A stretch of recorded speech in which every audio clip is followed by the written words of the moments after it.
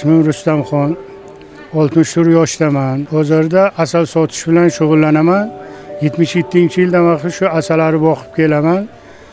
30 yildan beri Yangiyerda bozorida asal ziravorlar sotib, shuni orqasidan 6 ta to'y qildim, uchastka qildim. 20 ta nevaram bor. Xudoga shukr, yomon bo'lganimiz yo'q. Halol mehnat orqasidan shuncha natijalarga erishib kelyapmiz. Bozorda ishlashdan maqsad yoshi o'tavergan sari uyda zerikar ekan, nevaralarni cho'g'ri uncha yoqmas ekan. Shuning uchun bozorga kelib nechta yorug'aylarni ko'ramiz, hangoma qilamiz, vaqtni o'tkazib uyga qarab ketamiz. Bizi voqealar ham bir xil payti bo'lib qoladi. Shundan bo'lganini bittasini aytadigan bo'lsam agar, bitta mijozimiz kelib xaridni qildi, xarid qilgandan keyin voy narsasi qolib ketibdi. Bu yoqqa izlab nima qilib topib, olib borib, omonatini qo'liga topshirib keldim. Shunaqa voqealar ham bo'lib turadi.